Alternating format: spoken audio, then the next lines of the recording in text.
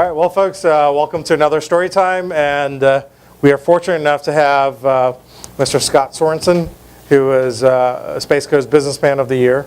And if you have read the article, you know that we're in for a great story time tonight. Scott's been in the area since a long time ago, since before Harris was here. And Scott's, there's one other thing we have in common. I don't know if his was so much voluntary. I'm from upstate New York where it's really, really cold. And when I came down here, I was like, there's no way I'm going back up. I believe Scott's family is originally from Albany, New York, which is maybe equally as cold, maybe a little colder. So it's good to be down. It's good to be down south. I know it's cold, but I was never there because I came down when I was 6 months old. But I know it's cold. Okay. Well, have you been back there? Not to Albany. I've been to New York, New York City, but okay. Not upstate. Okay. Well, if you ever do go up there in the wintertime, you'll be happier down here. Okay. I still call my buddies up there and I poke fun at them. I'll be like, yeah, it's like 80 degrees here. Had to turn the AC up today, and they're freezing. Well, without further ado, I'd like to go ahead and get started and ask Scott a couple of questions about, what got him into the entrepreneurial world and maybe some of his views on the Space Coast. Well, I was, first of all, let me just say that I'm very happy to be here tonight. I think this is great what you guys do. Entrepreneurs getting together. Nothing sexy about my story. We're going to talk about the moving and storage business a little bit, but Mark was at a function that I was recognized at, and then a lot of you people were in Sun Cafe about 2 months ago on a Saturday morning, and I went in there to get some work done, and that's where we kind of engaged for tonight. So thank you so much for having me. I'm really happy to be here. Your question was, what do I find special about the Space Coast community? And well, how did you get involved in entrepreneurship? Okay, well, I can kind of dive right into my story if you'd like. Sure, please do. Yeah. It was baptism by fire. I was 22 years old. My father had passed away when I was 16 years old at O'Galley High School. I'm one of 6 children in our family, and an older brother went on to be a doctor. My brother Doug, right here in town. Steve was an attorney. My three sisters went and did their own thing, and so our business was in really not good shape, dire shape back in the early 70s, and my mom had her hands full with no business experience and 6 kids, so that's how I got involved. Now, in terms of the Space Coast community, I think it's just awesome, and the things like what you're talking about. First of all, it's a great environment for business, it's if you look around and see what's happened since the shuttle went down. The shuttle program went down back in, I guess, 2008, and the way our community has recovered, it's just remarkable. The Economic Development Council, which I know you guys are involved in, and just the local business community. It's a great place. Obviously, the quality of life's awesome, but the whole giving back to the community is huge. That's a big part of, in my opinion, leadership, giving back leadership, and providing leadership in our community. So, I love it here. I've been here my whole life, and obviously, at my age, I don't plan to move on. So, give us some of your insights about becoming an entrepreneur at the age of 22. What kind of work had you done before that? Were you like picking a certain career? Paper boy. I mowed lawns. I was 22, so pumped gas, did all that kind of stuff. I can just start with my story, and I think maybe as I go, you guys will hear kind of the way it developed. So I'll get started. As Ahmed mentioned, my family came down here from upstate New York back in the mid-50s. My dad was a truck driver in the moving and storage industry. He learned of a great opportunity here on the Space Coast. Back then it really wasn't referred to as the Space Coast, but Kennedy Space Center was just getting started, so that was the opportunity. So my dad moved the family down. At that time there was 5 kids, my mom and a big lab, I believe, and we moved down to an area called Trade Winds, right behind Rosner Chevrolet, back in the mid-50s, and my dad started the company back then. So, you know, he had the vision and the foresight. Now, he moved down here without having ever visited the community. You know, the things that we do as entrepreneurs and business people, you know, in terms of pro formas and feasibility studies and putting together a business plan, I'm not sure how much they did that back in those days, but he didn't do any of that and brought a big family down. So you can imagine, we think it's risky to start a business. Imagine doing that. So,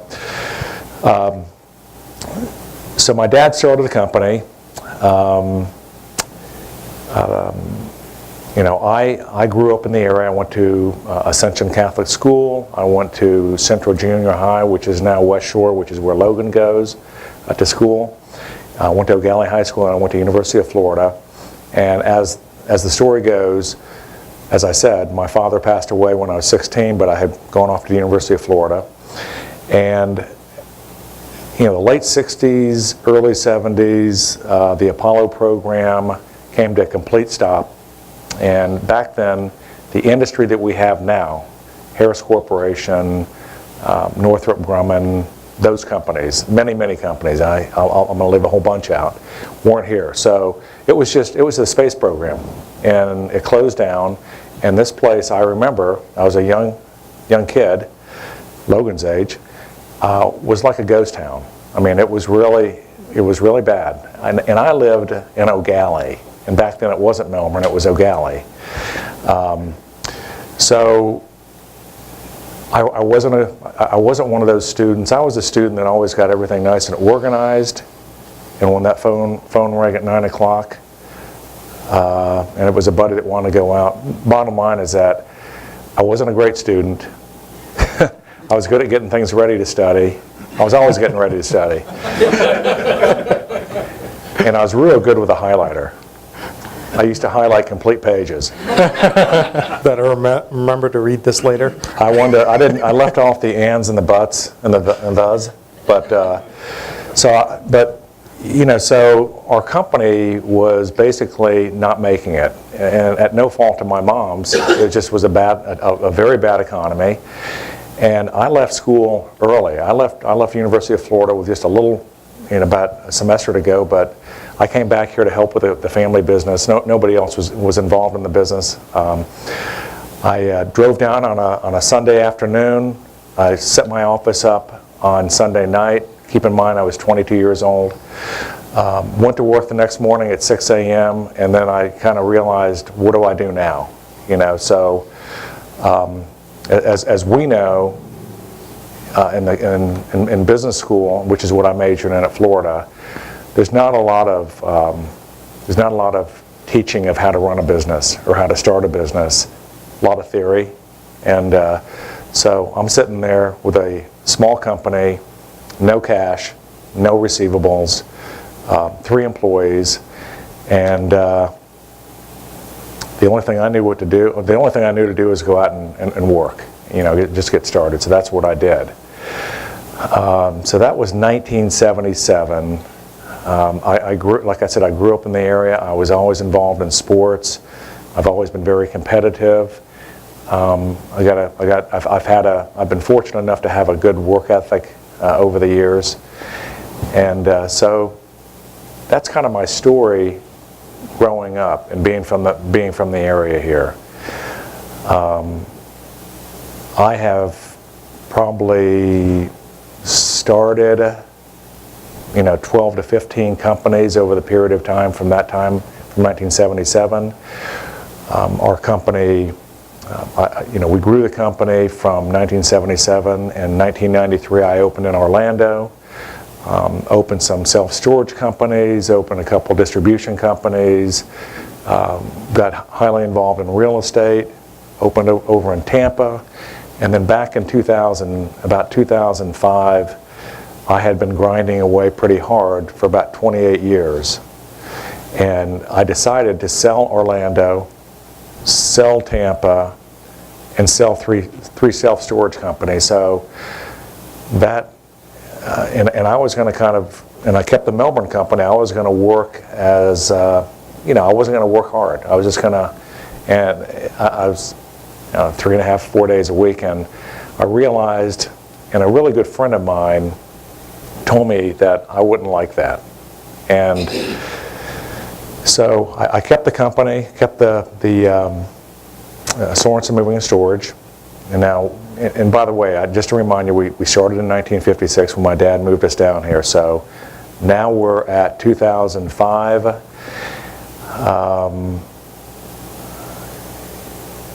And then I wanted to start diversifying the company, so I got into of course, the recession hit.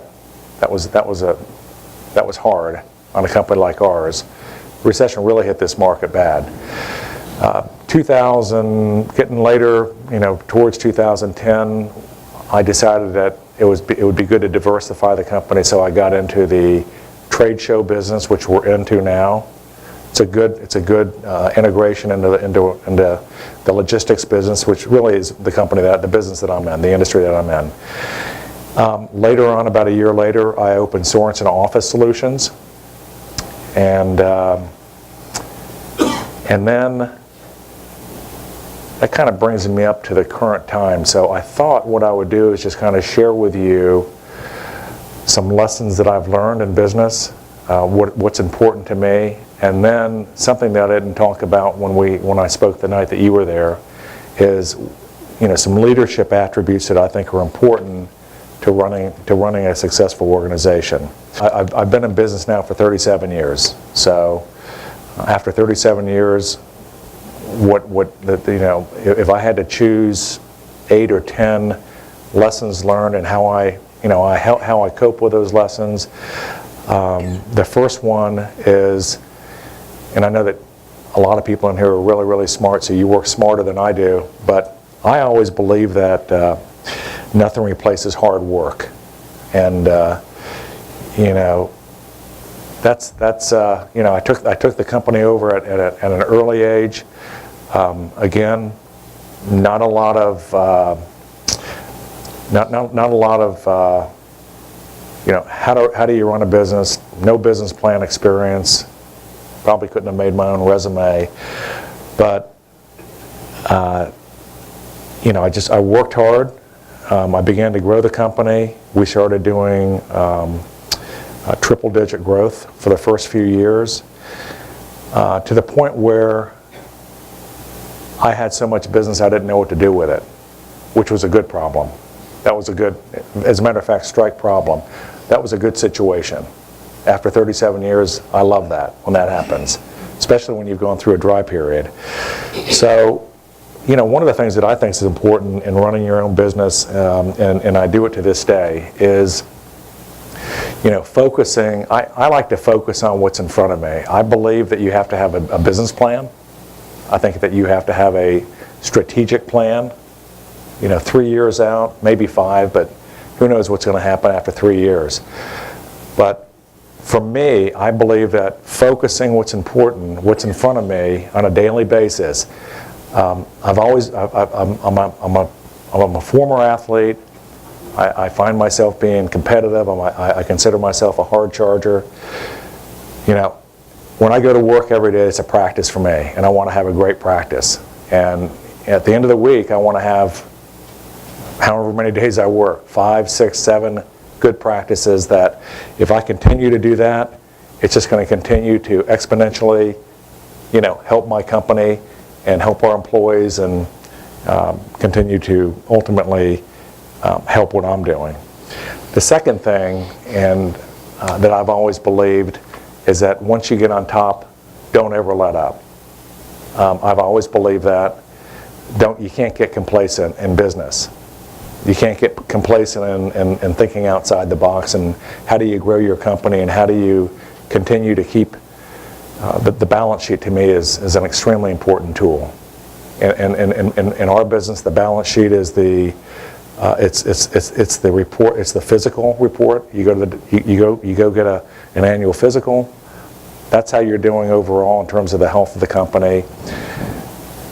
The P&L to me is my report card. You know, and in my world, we have 12 months. You know, that we go against our plan, our business plan. We have 12 months. I equate that to 12 games. The two things I want to do is I want to beat our plan, and I always want to be positive on the bottom line. Doesn't always happen, especially in the last 5 years, but that's what I try to focus on. Back when I took the company over, we had 1 truck, 3 guys, 3 men, and it was me. And I remember I used to come in, do the dispatching, run out, knock on doors. That's pretty much how I started to build sales, is what am I going to do to get business? Well, people that have for sale signs in front of their house, they're going to need a mover eventually. So I focused on that, and then I focused on cultivating a nice relationship over at Patrick Air Force Base. And I was out there today for about 3 hours, and I'm thinking, man, you know, 37 years later, I'm still talking to them about getting business, and you know, it was actually it's a good memory. So back when I was when I took over, there was a company down here where the Florida Beer building was. Now they moved up to the Cape, and that company was Blackburn Transfer and Storage. I don't know how many. I'm one of the old ones here, so that was the big guy in town. It's a North American van line agency, and that's who I wanted to be. And you know, I was envious because we were nothing, and my goal was to get our company successful, but I wanted to be like that company. We just kept chipping away over 3, 5, 7, 10 years, and before you know it, Blackburns goes out of business. And I don't know how much that was caused by us. I don't try to put competition out of business.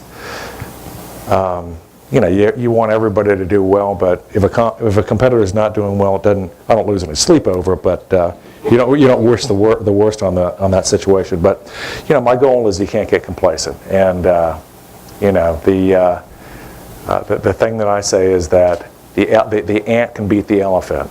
The ant can eat the elephant, and I don't want to ever be the elephant. You know, I always want to be the ant. So that's lesson number 2. Lesson number 3 is, I heard it earlier from Ahmed, that there's a lot of mentoring that goes on here. I'm huge on mentoring.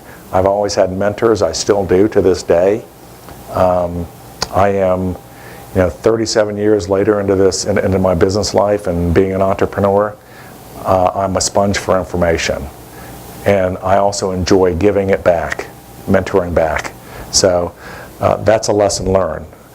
I would say that number 4 in our company is our roadmap and how we're going to live our lives. And our roadmap is our mission statement. Our mission statement is posted everywhere in the company, and I wish I would have brought it, but it's our mission statement. What do we want to be as we go forward? One of them is that we're going to be relentless on what we do to be successful. We expect that from everybody. You know, we will. We're going to be a good steward of the. These are not in order. We want to have a great workplace for our employees, and it's not exactly the way it's worded in my mission statement or our mission statement, but you know, relentless hard work. We're going to give back to the community. We're going to have a great place for our employees to work, and we're going to be profitable. Okay, because at the end of the day, that's really that's why we do this. You can be the best in quality, you can be the best in safety, you can be the best in marketing, and if you're losing money, none of that stuff matters. All that stuff matters, but it doesn't matter if you're not profitable. So, and I believe in all that stuff, but you know, the bottom line in growing our company is what's important. And then the second part of that is our core values. We've got core values in our company, and again, these are on everybody's desks. We discuss them at meetings. They're hung prominently on the walls around this company and our Orlando company. I didn't mention that as nutty as I am, after I sold the Orlando company in 2006, I went and reopened this past October. So, and that's in the spirit of being an entrepreneur. You sell, you reopen, you do different things, and it's all, to me, it's just a game. But the core values is, how are we going to live our lives? We talk about leadership, we talk about teamwork. Balance in our lives is very important to our company. When somebody tells me that I want to get off, this happened last Friday, to go see my daughters play, please go do it. Integrity, giving back to the community, commitment to excellence, all that stuff. That's the core values is how do we live our lives going forward? And really, you can apply all those things to yourself personally. Accountability in our company is huge, and I think surrounding yourself by really good people is important. It's not by accident that coaches like Bill Belichick and Nick Saban continue to always win. And they've got great people around them. They know how to recruit, they know how to draft, they know how to trade, and so as good as we all are as being entrepreneurs and leaders of our companies, we got to have great people. So I believe in that. I think that you have to have courage to make hard decisions, and you have to know when to seize opportunities. We kind of had a 4-year run on what I refer to as the perfect storm. But I'm only going to tell you about the end of the storm. And that was, we opened up Sorensen Office Solutions because it's a good diversification and the logistics business. It turned out not to be good because it sapped our resources and sapped our focus. So this past fall, and this is what I've done in the last 10 months. Not me. This is our team. We transitioned to a new van line. We went from Allied Van Lines to Mayflower. Mayflower is a company that's owned by a holding company called Unigroup. Unigroup is a company that owns United Van Lines and Mayflower. We are now Mayflower because things were happening with Allied. They were going in a different direction, very stale in terms of their innovation and things they were doing. So transition to a new van line. Okay, that's in my world, that's huge, because it's not just about painting trucks and getting new branding, but all the training and the processes and all that kind of stuff, the software that you have to learn. We did that. We closed down our Sorensen Office Solutions business in September, and we decided to focus back on our core business, moving and logistics and warehousing. And then in October, we expanded over to Orlando. So that's a lot in a short period of time. And I think it's important that it's important to know when to it's like a poker game. When do you fold and when do you double down? And it takes as much entrepreneurial thinking and the spirit of being an entrepreneur to know when to get out of something, just as much as it makes sense to get into something. So that's what we did, and I think that's important to know when to make those tough decisions. Accountability, I hold myself accountable. Our team is held accountable for the things that we all do. And I find that in a really successful organization, that your team, they will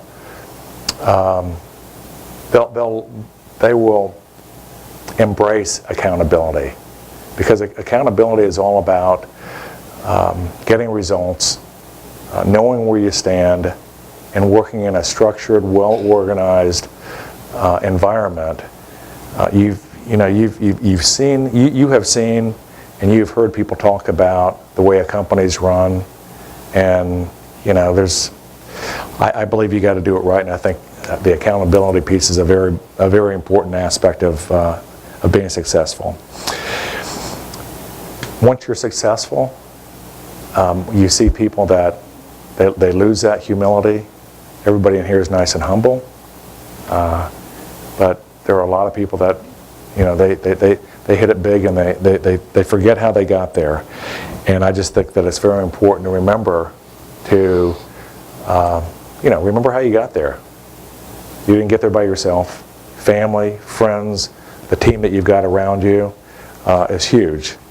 And so, is there any questions? Because we can answer. I can do that as we go. And I meant to say that. That's okay. You have children, right? I do. I have two. Are they involved in the business now? No, I'm sorry. Yes, my son, who is 25 years old, just turned 25 yesterday. He is involved in the business. My daughter, who's a little bit older, is not. Okay. And how? Did he go off to college to get a business degree, and now He did. He went to University of Florida. We're a Gator family. I hope that's not offensive. We're actually that's good. Matt, congratulations on your championship. So he went to University of Florida and got his business degree. Okay. And so is he in management within the company? Or? He is, yes. Chris is over in Orlando. A lot of when you bring one of your children into your organization, there's a couple schools of thought. One is let them go learn somewhere else and learn the ropes and bring some good ideas back. We chose not to do that, only because, truthfully, I wanted him to get involved in our company. I needed his help, and he's a big help. He works over in Orlando, and he's our director of business development. Now, was he 22 when he got in? Did he beat the old man, or did he? He was, yeah, and we can get into the whole different generations and how they work and how you go from the greatest generation to those that are baby boomers, and then I get them all confused, X and millennial, and so there's a little bit of difference in the work ethic, but we keep chipping away at it. But he offers things that I don't. He's better at things that I wasn't good at, so that's good. Did you get into did you have to borrow at some point to keep going? I have borrowed, but I didn't have to borrow to get started because nobody would have loaned us any money anyway. But you did it more to expand? Yes. When you borrowed? Yeah. And I'm on number 4. Did you say 5 through 8? Is that it? Pardon me? You said 8 points. I have 4. Did you say 5 through 8? You were in the middle of the points. Are you still in 4? These are engineers in the room. I know. You want me to go back over this? Well, just 5 through 8. Just, Okay, 5 through 8. yeah. Wants to make sure he's caught up. Yeah, I don't miss anything. I'll send this to you. Okay. 5, surround yourself with great people. Will there be a test? Have courage, know when to seize opportunities. Got it. I'm sorry about that. Accountability. Okay. Stay grounded. Humility. Is that number 8 or is that? Let me go back because that's a trick question there. Stay grounded would not be part of accountability. Okay, thanks. I'm only kidding with them. Yeah, I'm sorry. Right there was next. I don't want you to, Scott, very interesting story, by the way, but I don't want you to give me any of your trade secrets, but marketing must have changed a lot over the years. How much of your business now is actually leads from the internet and your website or from the... Huge. It's huge. I mean, that's what I've had to learn in the last 5 to 7 years is the whole thing about, the whole SEM, SEO, all that kind of stuff. And I'm a neophyte at that, but that's huge. We're huge on metrics in our company, and we measure how many leads we get, how many we set into actual sales appointments, where they come from, and that piece of it's huge now. got a number of employees. Back in the old days, it was like, put it in the yellow pages Yeah. and send a mail out to homes that are for sale. That doesn't work now. I heard you were up at the Patrick Air Force Base knocking on doors, and I was saying, wait a minute. You've got to be you were just up there visiting friends, or no, you were actually trying to drum up some business? I'm trying to drum up some business.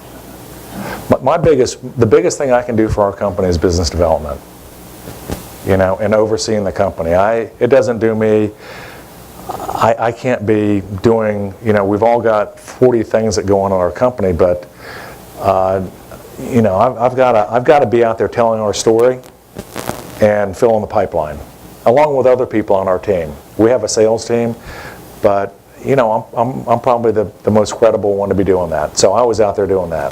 You're talking about team. How many employees are you? You pretty big guy? No, at our peak we're about 250 back when I sold those companies, but today we're about 80. What is the hardest decision you've had to make? Oh boy, there's been a lot of them, but in 37 years, there's been a lot of them. But Is there one that you had to agonize over for a long time before you finally just had to make a decision? nothing really comes to mind. But it could be, I agonized over selling those companies. If that was the right move to make. I've had to let, over the years, maybe some key employees go. That's tough. But overall, business has never been easy, but we've always been successful, if that makes any sense. I was with somebody on Sunday, a young guy about 30 years old, and my one regret is that, I haven't enjoyed the ride up until more recently, but enjoy that ride while you're doing really well. But we're always stressed out, trying to make sure, it might be part of the OCD, I'm not sure, but. When I saw the presentation at the Founders Forum, it was obvious you had a lot of long-time employees and, really good, close business culture to feel of a family business. And I've always been interested in business cultures, organizations generally, sports teams. Red Sox won the World Series last year. It was all culture. They went from worst to first. So when you go to a new market, an Orlando market in this case, how do you replicate the business culture without being there all the time? Something that I learned from when I expanded back in 1993 is don't try to pinch pennies to get the job done. So this time, what I did is, I'll tell you exactly what I did. Once people learned that, I hired back about 5 former employees from the Orlando companies, the easy answer. That's what I did. So they knew our culture, they knew my philosophy, they'd been with me from anywhere from 5 to 10 years. So 4 or 5 of the key employees came from my old company that I had over there that I sold. So the non-compete, all that stuff went by, and it's all game again. So that's what I did. You mentioned innovation. I think of logistics, but I think originally it was a storage and moving company. How do you approach innovation? It seems like people have been moving stuff for as long as there have been people. So it's kind of a very mature business. So how do you approach innovation? What kind of decision criteria do you do to look at it in such a mature field?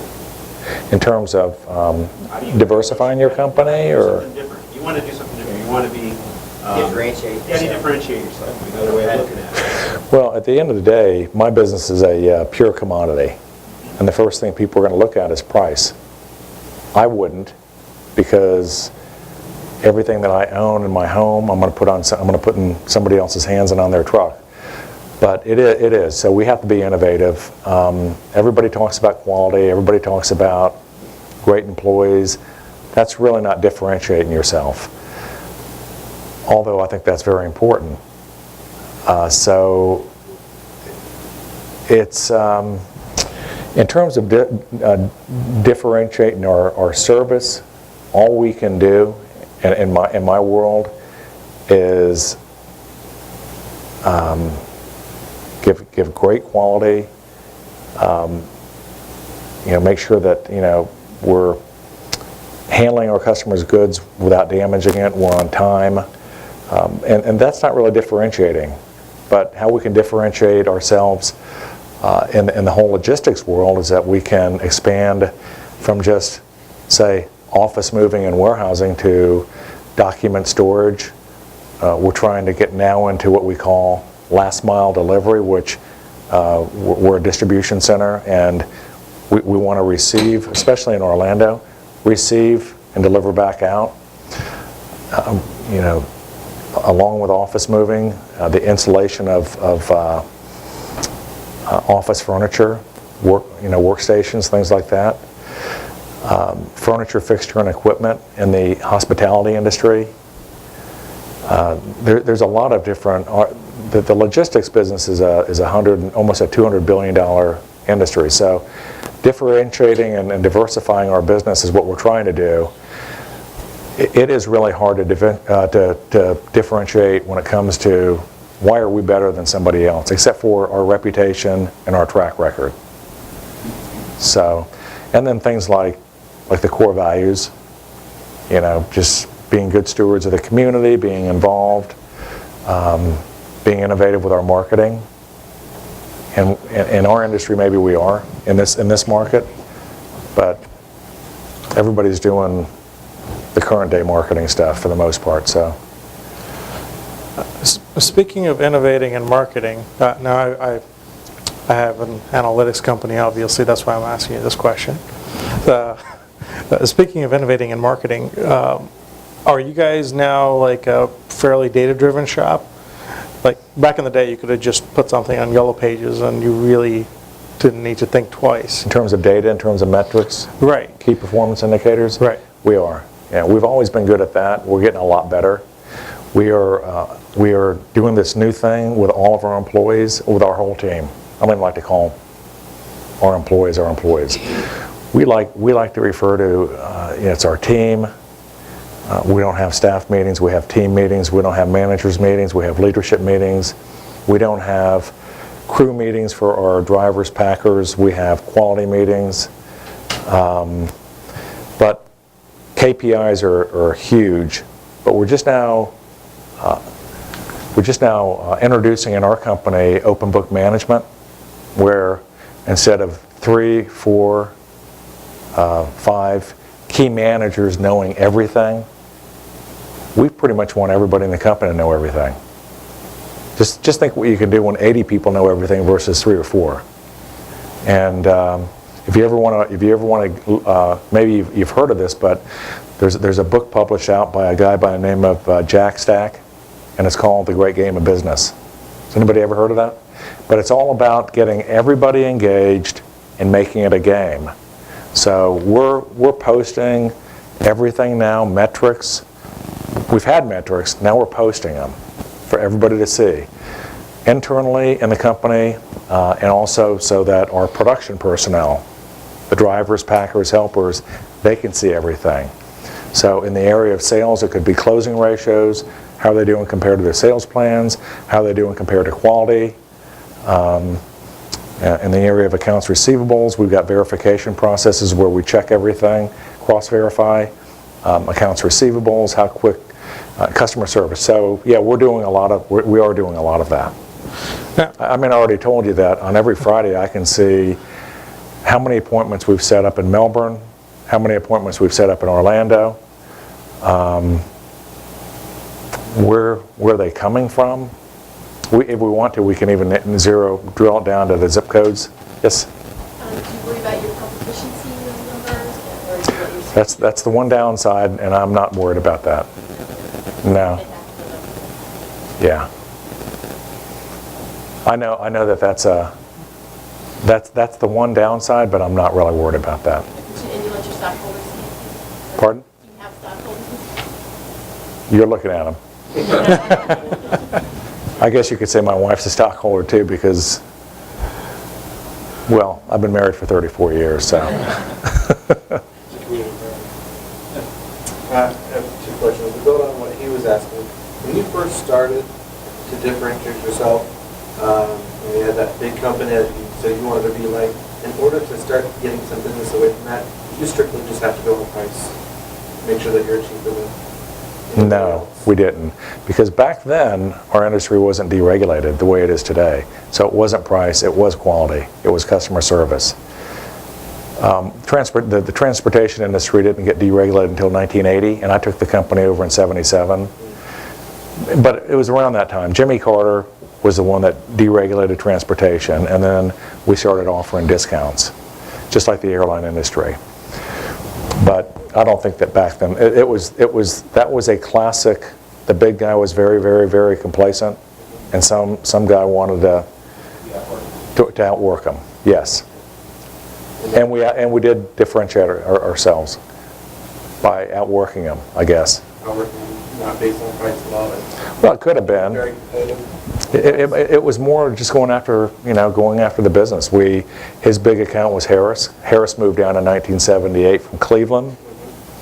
You guys, a lot of you came from Harris, right?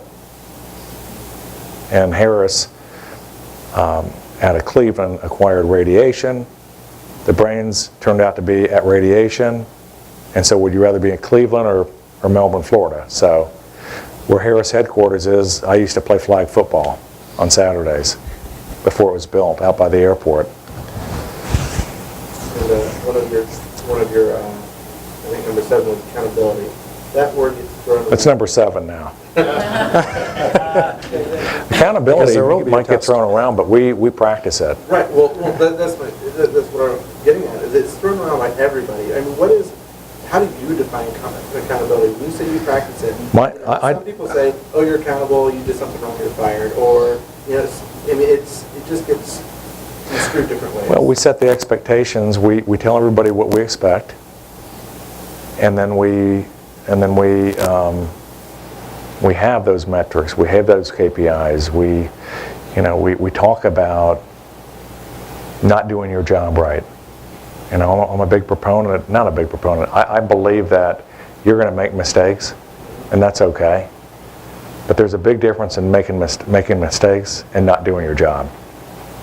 And so the accountability, it's measuring people in the team and making sure that they're carrying their load and doing their job correctly. And in our company, there's nowhere to hide. We're not big enough. And I really don't think the new regime at Harris, who's come in there, they're doing the same thing. That's not a bad thing. I think that's a good thing. Right. The things they're doing. In fact, I want to do more of that. How do we get leaner and meaner and? Have you had to run that through with management yet, where you've seen you haven't hit a bogey? It's now everyone sees it. Now you've got to have a call to say, what do you do about? Has that happened yet? And you're talking about moving to open book management. We're just rolling it out.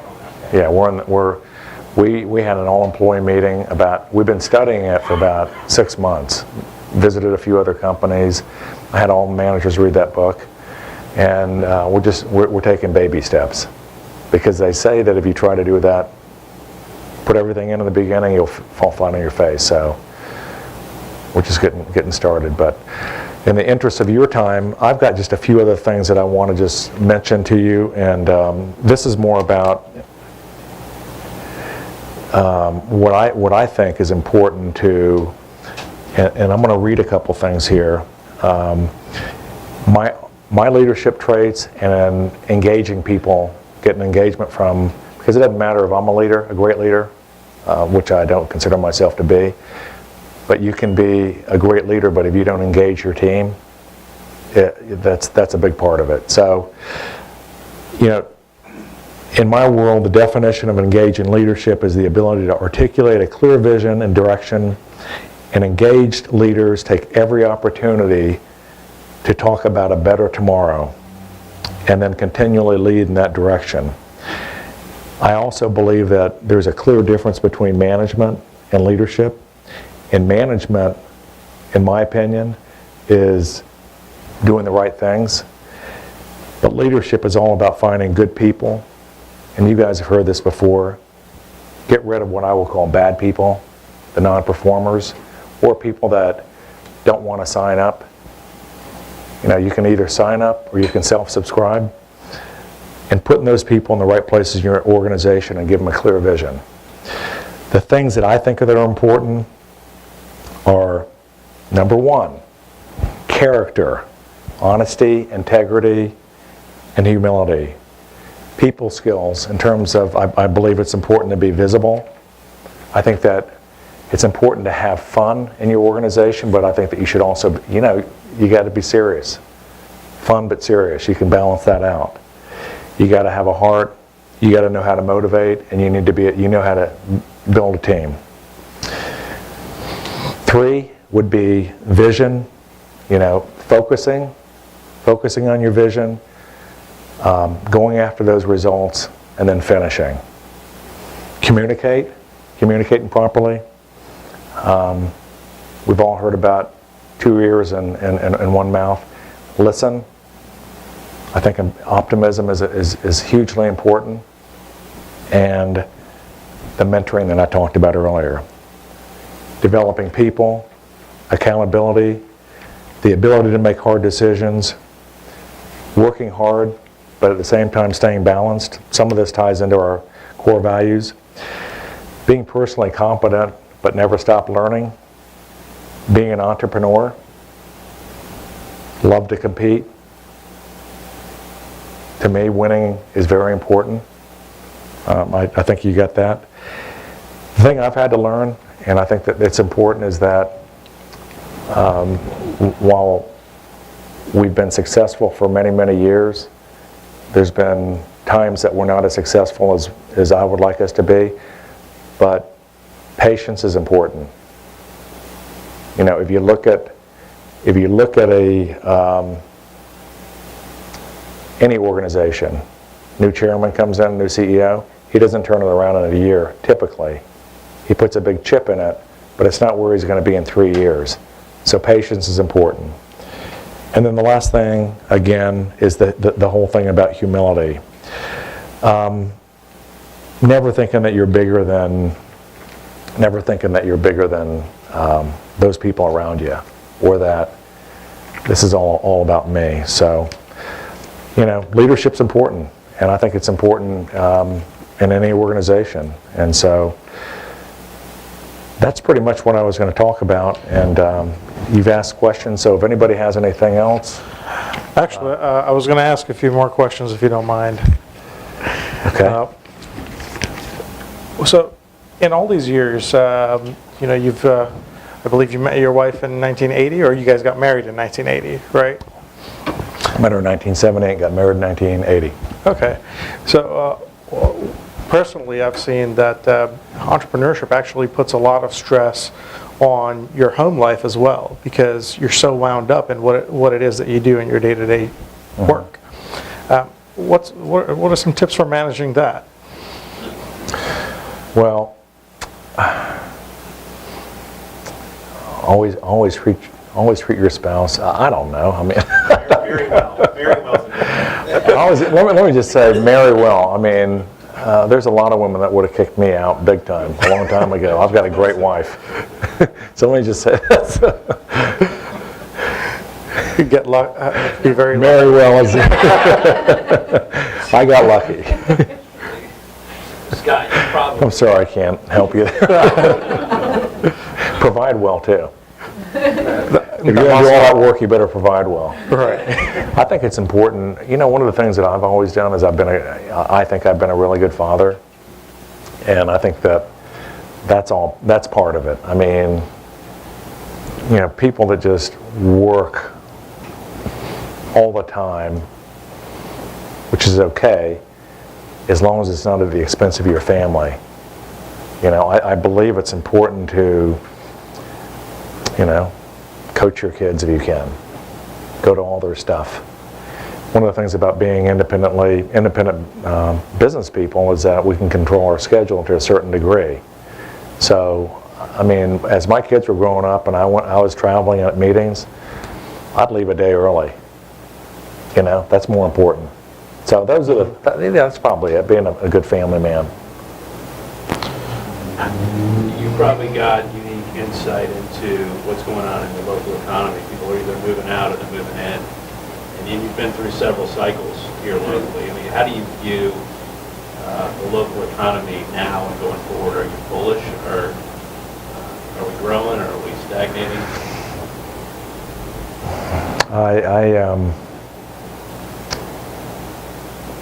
I don't, in this market, from a commercial perspective, I think we're still lagging behind. But, which is one of the reasons that we opened up in Orlando, because we needed a bigger bucket. But, so I really can't say. I'm always optimistic, so I'm kind of bullish on our market. So I'm kind of giving you kind of a two-edged answer there.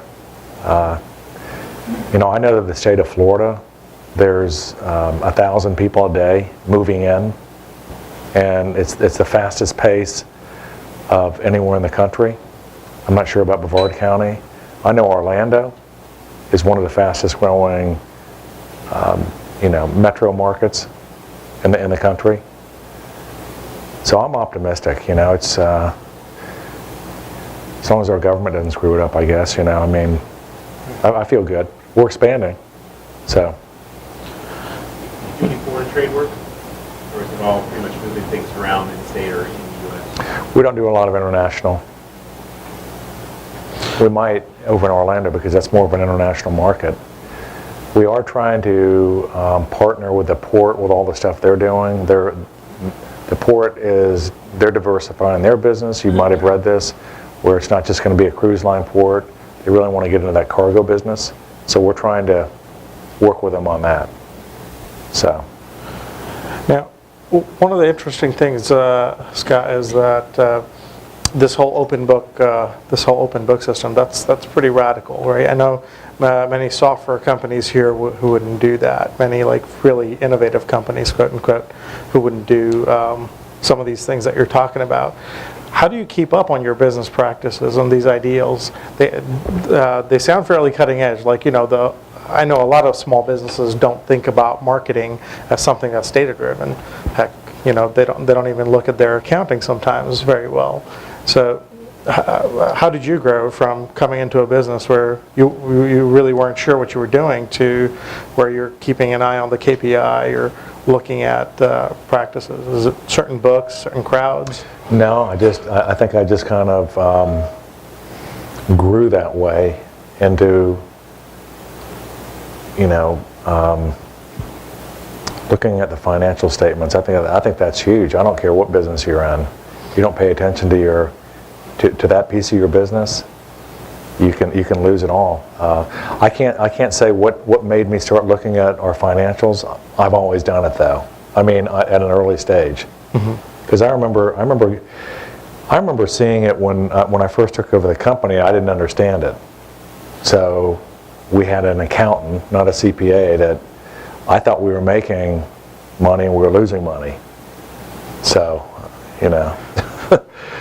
So from that point on, and then we just have different systems. You know, things happen on a certain day of every week. We have what we call a weekly review. Every Friday morning, my management team gets together and we look at, in real time, we want to see the critical numbers. We want to look at critical numbers on the revenue side, critical numbers on the expense side. We want to look at our quality scores. We want to look at safety, and it's just you get into that routine. Excuse me. Continuity, business continuity planning. The logistics company, is that a big deal for you? Have you had to deal with much of that? Hurricanes, power outages, people out with seasonal illness, those kinds of things that you had to plan around? Well, excuse me. We had the hurricanes that happened back in 2004, and then after that, excuse me, we've had a couple of things. We had a safety problem back in, well, let's say 2004. So after that, we did put together an emergency contingency plan, and we have that in place. We had excuse me, a bad truck accident back in 2003, so that changed a lot of things that we're doing. What was your? Just how do you do with business continuity planning? So how did you, so it sounds like those were. Succession planning is important. You know, we have an advisory board. We want to drill down and have succession planning for each department. You know, let me just make sure. I want to back up. We got numerous issues to deal with in our company. So thank you very much. Appreciate it. You know, we have a lot of issues. I don't like to use that problem word, but we have things that we're always. I don't want to say always screwing up, but it's not perfect.